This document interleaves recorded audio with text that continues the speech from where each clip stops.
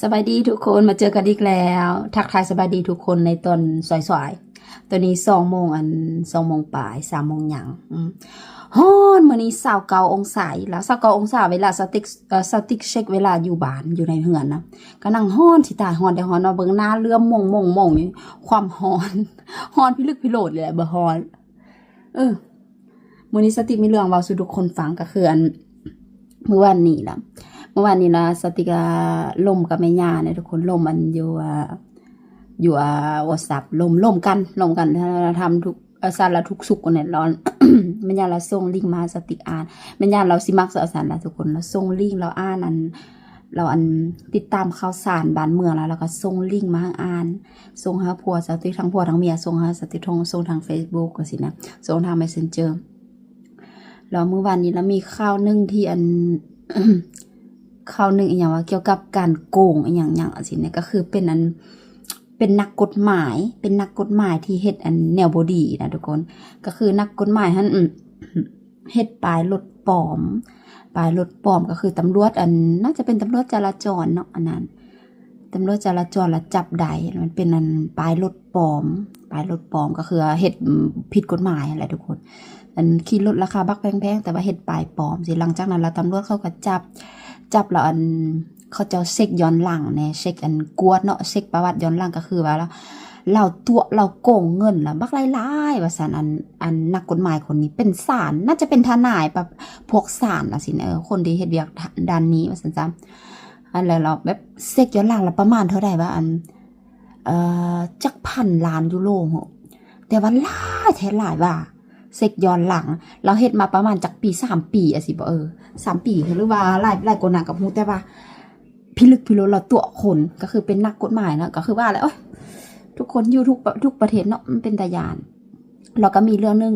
อีกเรื่องนึงเมื่อวานนี้แม่ย่าส่งลิงก์มาแล้วก็ล่มโทรศัพท์เควินล่มโทรศัพท์แม่ย่าสติอยู่ไกลๆนะเควินเปิดลำโพงแล้วก็เว้าเรื่องก็คือว่าอยู่ปารีสทุกคนอยู่ปารีสแล้วมีเรื่องมันเป็นคืออยู่ปารีสคือว่าเนาะอยู่ปารีสส่วนหลายแล้วโอเคทุกคนที่อยู่เนาะอยู่บ้านอยู่ประเทศเฮาแล้วคนอยากไปเที่ยวปารีสจังซั่นสิคิดปารีสเป็นเมืองที่โอเคสุดยอดงาม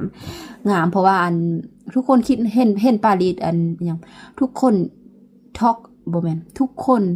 นึกถึงปารีสก็ต้องนึกถึงหอเอฟเฟลแม่นบ่หอเอฟเฟลว่างามอยากไปถ่ายรูปจังซั่นแต่ว่าในความเป็นจริงทุกคนในความเป็นจริงก็มันบ่ได้เป็นจังซั่นดอกก็คือว่าอันนี้สติก็บ่เคยเห็นปารีสทุกคนบ่เคยเห็นนะบ่เคยเห็นแต่ว่าสติก็แค่มาเปรียบเทียบเบิ่งข่าวออก Facebook ออก TikTok สิเขาก็โพสต์บางคนเขาก็ไลฟ์อันนี้สติก็แบบติดตามคนนึงหันที่อยู่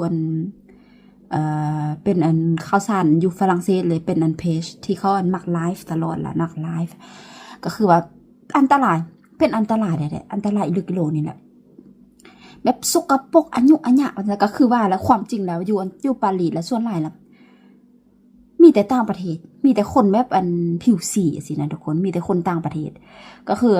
มีข่าวตลอดที่คนจับกระเป๋าจังสันจากสีละคนดึงกระเป๋าจังสีส่วนหลายก็อยู่ปารีสมันเป็นตาญาณเมืองใหญ่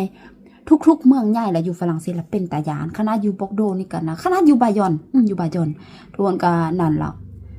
อันตรายเป็นตาญาณก็คือปารีสโดยเฉพาะปารีสมันใหญ่เมืองใหญ่ทุกคนอยู่ปารีสนั้นส่วนหลายบ่ได้มีคนฝรั่งเศสหลายดอกมีแต่คนอย่างว่าคนแอฟริกาคนต่างประเทศแล้วก็อีกหนึ่งก็มีคนจีนนะทุกคนในมุม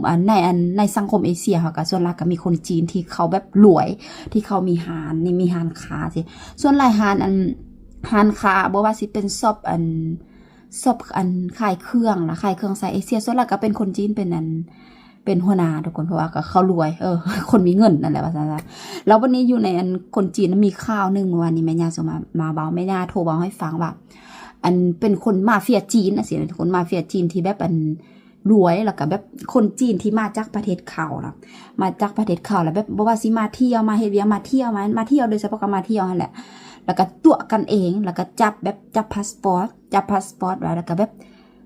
คู่แนวนี้สินะบางคนก็ตัวโอเคค่อยสิเฮ็ดวีซ่าแล่นบัดเลยบางหาเจ้าสิเพราะว่า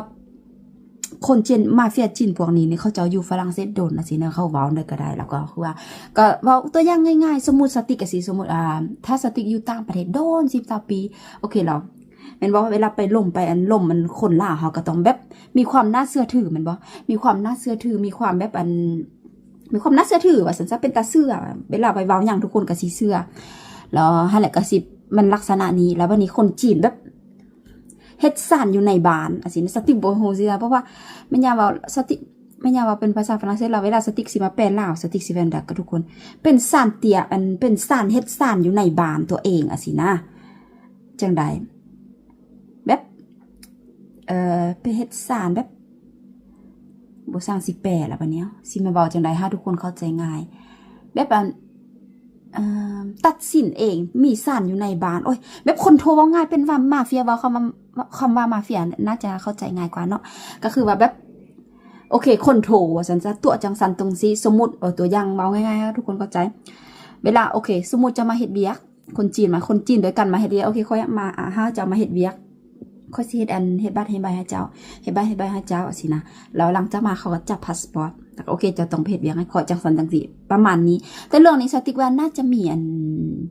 มีทุกประเทศดอกเพราะว่าคนลาวก็เคยมีคนลาวก็เคยเนี่ยเนาะแบบนี้คนลาวไปเฮ็ดเวียกอยู่คนไทยเสียถึกนายหน้าบางคนถึกนายหน้าที่บ่ดีถึกหัวหน้าที่บ่ดีสินะถือว่านายหน้าว่าซั่นซะคนที่เขาเอาเฮาไปหั่นน่ะอันนี้ก็สิประมาณนี้คนจีนที่แบบตังสารเฮ็ดตัวเองเป็นใหญ่ว่าซั่นซะอยู่ในฝรั่งเศสแล้วตำรวจจับมันเต็มยังมีคนจีนหลายบางคนถึกขังถึกนั้นถึกขังอยู่ในหันมักหลายๆว่าซั่นอันแม่ย่ามาให้ฟังก็เป็นตาหยานนะทุกคนเนาะแบบนี้แหละทุกคนการที่สิมาเฮ็ดเวียกอยู่ต่างประเทศนี่บ่แม่นของง่ายแล้วก็ขอทุกคนบ่ต้องเชื่อถ่ายเพราะว่าเพิ่งว่าผู้ใดสิอยู่ต่างประเทศโดนก็บ่ต้องเชื่อเพราะว่าทุกอย่างในชีวิตจริงกับที่เข้าไปเว้าแล้วมันบ่ได้คือกันระหว่างแท้ๆผู้ใดดิสติก็มักมีคนมาถามสติอยู่ Facebook สิเป็น Facebook บางคนเขาเจ้าก็อินบ็อกซ์มาถามว่าโอเคถ้าอยากไปเฮ็ดเวียกอยู่ประเทศฝรั่งเศสเฮ็ดจังได๋เฮ็ดจังซันจังซี่สิถ้าอยากแต่งงานกับคนฝรั่งเศสเฮ็ดจังซันจังซี่สิบางคนเขาก็คณะคนที่บ่ฮู้จักกันเขาจะส่งข้อความมาถามนะทุกคนก็เลยเฮ็ดให้เฮาฮู้ว่าโอเคอยู่ประเทศเฮาแล้วมีหลายคนที่ยังแบบก็บ่ฮู้อันนี้ก็บ่ผิดคนที่บ่ฮู้บ่ได้ผิดแต่ทุกคนแต่ว่าก็ขอแบบนี้แบบสติกยูพีและสติกได้แบบได้เห็นถึงว่าสติกสิบ่ได้ประสบพบพอโดยตัวของสติกเองแต่ว่าเห็นบ่แม่ย่าสติกแล้วเป็นคนฝรั่งเศสแล้วอ่านข่าวแล้วติดตามข่าวเป็นโอเคเป็นตำรวจฝรั่งไปจับคนจีนที่เฮ็ดแบบเป็นใหญ่อยู่หั่นว่าซั่นซะก็ไปจับแบบนั่นแหละเป็นคนจีนมาเฟียจีนอยู่ในปารีสว่าซั่นอยู่ในเมืองใหญ่อยู่ฝรั่งเศสแต่อยู่ในปารีสอันนี้สติบหัวมันออกข่าวทีวีอยู่หรือบ่แต่ส่วนหลายทีวีฝรั่งเศสนี่ส่วนหลายมันบ่ได้ออกนะส่วนหลายเขามีแต่เป็นเพจมันเป็นลักษณะเพจก็คือคนที่แบบคนที่เขาเปิดเพจแล้วเขาจะมาแชร์ไปสินะมันมีเว็บไซต์ต่างหากสิเว็บไซต์บางทีก็เว็บไซต์ที่แบบบ่ถือกับรัฐบาลสินะจุพี่ส่วนหลายคือว่าแล้วเขาจะปิดข่าวสินะข่าวบ่ดีส่วนหลายเขาจะก็บ่อยากเปิดหลายเพราะว่าทุกประเทศบ่อยากให้ประเทศตัวเองเสื่อมเสียหั่นแหละทุกคนอันตรายเห็นบ่การที่สิมาเฮ็ดเวียกอยู่ต่างประเทศบ่ง่ายแล้วก็บ่ต้องเชื่อไผสติก็เคยเห็นเด้อทุกคนไทยว่าง่ายคนไทยส่วนหลายเขาจะมาโพสต์อยู่Facebook แล้วมาแชร์ประสบการณ์ว่าโอเคง่ายๆคนไทยมีฮันนวดหมายว่าเป็นคนไทยที่โอเคมีผัวฝรั่งแล้วกันคนรวยได้มีผัวฝรั่งรวยแล้วก็มีเงินเปิ้นฮันนวดแล้วก็โอเคเอาคนไทยโดยกันมาเฮ็ดเวียกแล้วก็โกงค่าโกงเงินเดือนกันจังซันจังซี่สินะโกงกันอันนั้นมันอันตรายทุกคนขนาดเห็นว่าคนที่เว้าภาษาเดียวกันก็ยังตัวกันได้แล้วก็ง่ายๆมันบ่ง่ายบางคนก็เว้าว่าง่ายแต่บ่ง่ายสติก็เคยมีเคยเว้าแล้วบ่เนาะเคยเว้าแล้วว่าสติก็มีพี่น้องของสติเคยไปเฮ็ดเวียกนะเคยเฮ็ดเวียกไปเฮ็ดเวียกอยู่สโลวาเกียสติกแบบนั้นน่าจะนี่ก็เคยเฮ็ดเวียกคือกันแต่ตอนนั้นเราก็ล่มสติกแต่มันเป็นเรื่องเก่าสติก็รู้สึกว่าเคยเฮ็ดคลิปวิดีโอแล้วก็มันบ่มีหยังสวยหรูโดยเฉพาะโอเค